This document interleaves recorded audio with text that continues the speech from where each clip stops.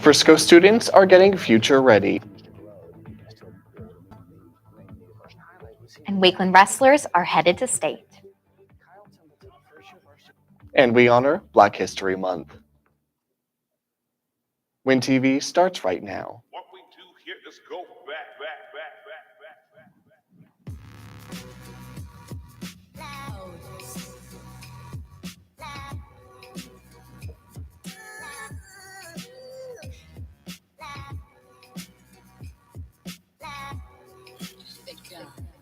Live from Wakeland High School in Frisco, Texas, this is Win TV.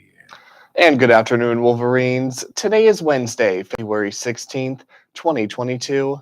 I'm Garrett Bohannon. And I'm Hannah Brookshire, and you're watching Win TV Live. Well, last month, Frisco ISD unveiled plans to expand the Career and Technical Education Center. Later this year, construction will begin on an expansion and renovation that will allow more than 7,500 students to take classes at the campus starting in the fall of 2024. Dylan Vincent reports on how this expansion will help students become both future and college ready. Future Ready Learners is the goal of Frisco ISD. The school board approved a working design of the FISD Career and Technology Center to expand in order to provide more future-ready opportunities for students. With this expansion, many departments are getting an upgrade. Dr. Wes Cunningham, the Chief Academic Officer of Frisco Independent School District, further explains the new expansion. So we're going to get an opportunity to add some additional health science courses, some additional architecture, a couple of additional graphic classes. We're going to be able to create some additional esports classes, some artificial intelligence classes, some cybersecurity, and some coding classes.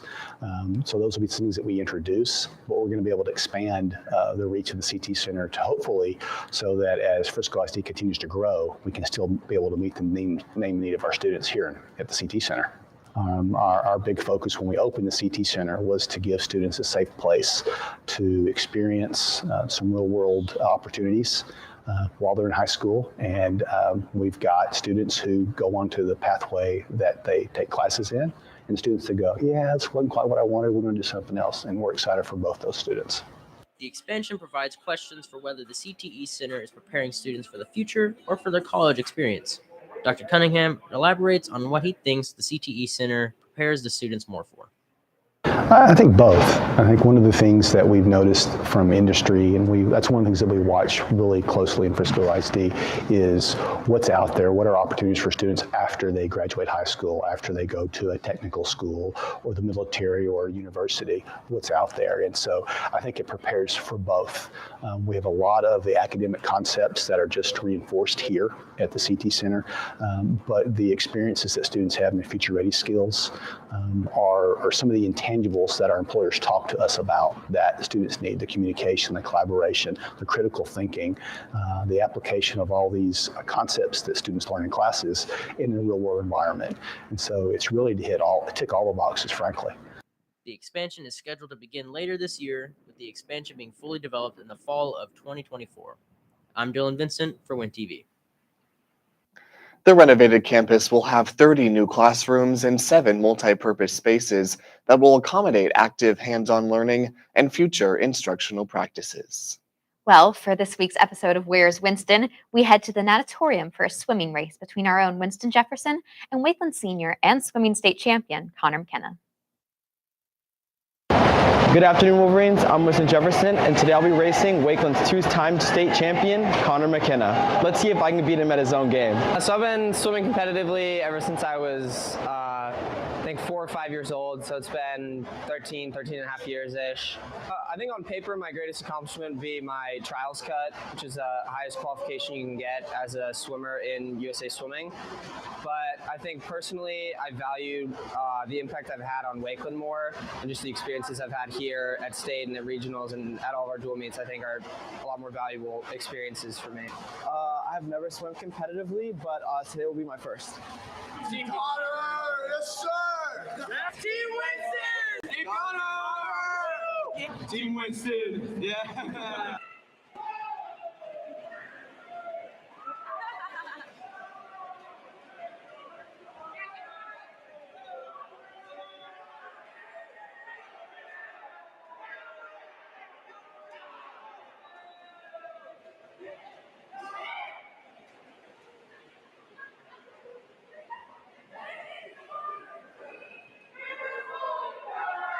As you can see, I am not built for swimming, but be sure to come support Connor and other Wolverines at State this weekend in Austin. I'm Winston for Win TV. Well, better luck next time, Winston.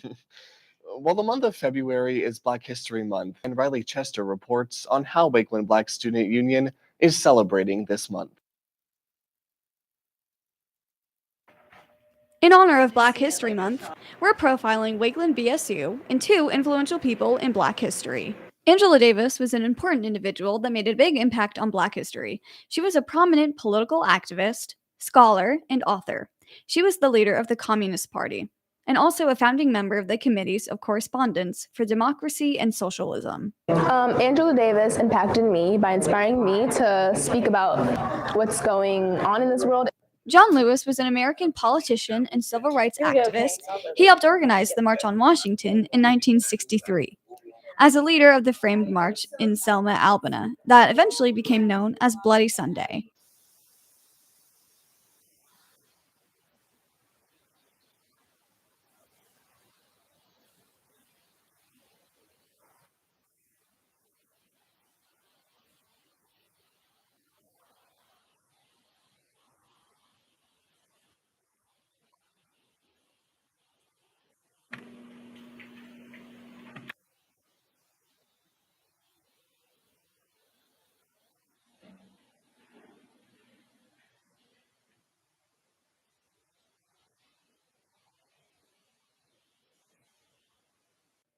For more information about this and future events, follow at Wakeland_BSU to get connected. I'm Riley Chester, Ruin TV. And to learn more Black history, you can find signs and posters throughout the school all month long. And now for this week's headlines.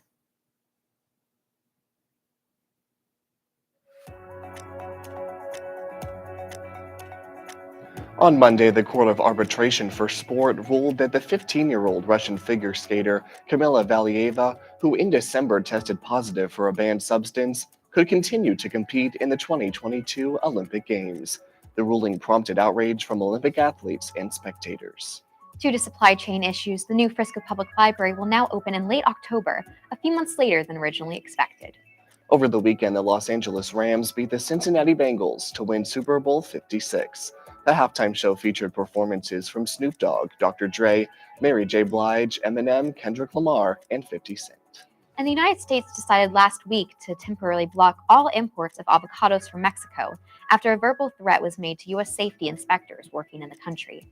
The suspension will remain in place for as long as necessary to ensure the appropriate actions are taken, the U.S. Department of Agriculture said in a statement. And that's the latest news for now. And now for this week's Wolverine Replay, Shaw Rasmussen reports on Wakeland Wrestling's performance at the Regional Championship.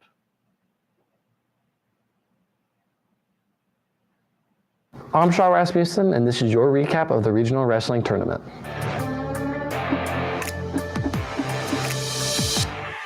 Last Friday and Saturday, Wakeland Wrestling competed in the regional tournament at Memorial High School.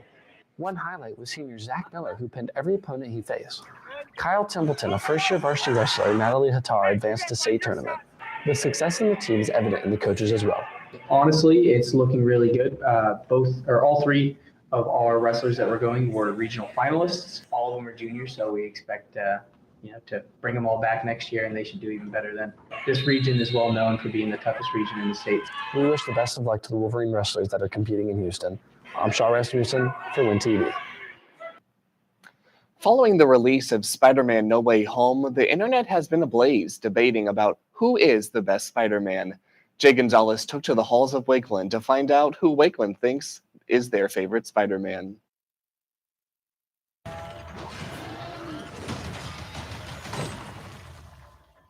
Hello, Peter. Spider-Man No Way Home released on December 17th and included all three Peter Parkers from their respective films in the MCU, shocking Spider-Man fans across the world. This begs the question, who's the best Spider-Man? Win TV took to the halls and asked what our students thought. Excuse me. Have you seen Spider-Man No Way Home? Spider-Man No Way Home? Excuse me, have you seen Spider-Man No Way Home? I have. Who is the best Spider-Man? I really like Peter Parker. He's really good looking, and I think he does a great job in the movie. Which Peter Parker? I like Tom Holland. Who's the best Spider-Man?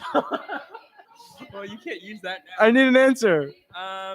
Andrew Garfield. Why is he the best? I don't He's know. the hottest. Good answer. Yes, I have. Who is the best Spider-Man? Andrew Garfield. Why is he the best? Because he's really good at everything he does, and I just love him really badly. Yes, I have. Who is the best Spider-Man? Andrew Garfield. Why is he the best? I liked his movies better. He had some cool action scenes, and he's kind of good looking. No Way Home became the first movie in the pandemic era to cross the $1 billion mark at the global box office. This film's success has already inspired the works for a fourth film, according to Kevin Feige, president of Marvel Studios. I'm Jay Gonzalez for Win TV. Now, Garrett, I might not have spidey senses, but I can tell that Andrew Garfield is the fan favorite. And Taylor Swift is an icon in American music, and as a fan, I know she has left an impact on my life and countless others. One Wakeland fan shares her love for Taylor Swift.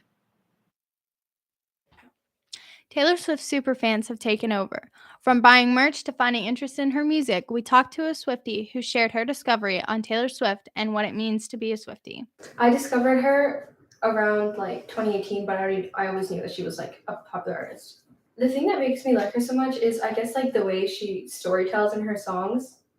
I would describe myself as, I guess I'm a big fan. In the most sane way I would consider myself a super fan. I think a super fan is someone who admires, really looks up to a thing or person.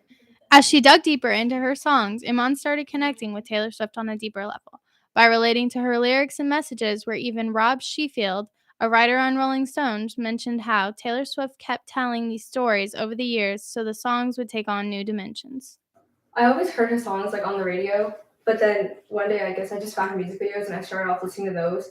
And I was really young at the time, so I didn't have the concept of albums. So I thought I was a fan when I just listened to her music videos, and then I got more into her songs, and there was storytelling, and I listened to her as I grew up. I think it's obviously with celebrities, you don't know their true personality. You only know the aspect that they choose to show you. Mm-hmm. And she just seems like a really honest and down to earth person. Iman is now saving for Taylor's next tour, which would cost her about $221. Best of luck. I'm Annabelle Mack for Win TV. And although she hasn't released any information on an upcoming tour, I know I'm looking forward to Taylor coming back to Dallas. I can actually still remember the magic of seeing her live during her Red tour. That's great. And be sure you're following our Instagram at Wakeland Win TV for live updates and current stories about what's going on here at Wakeland. I'm Hannah Brookshire. And I'm Garrett Bohannon. And this has been Win TV Live for Wednesday, February 16th. Stay forever orange and blue, and have a great day, Wolverines.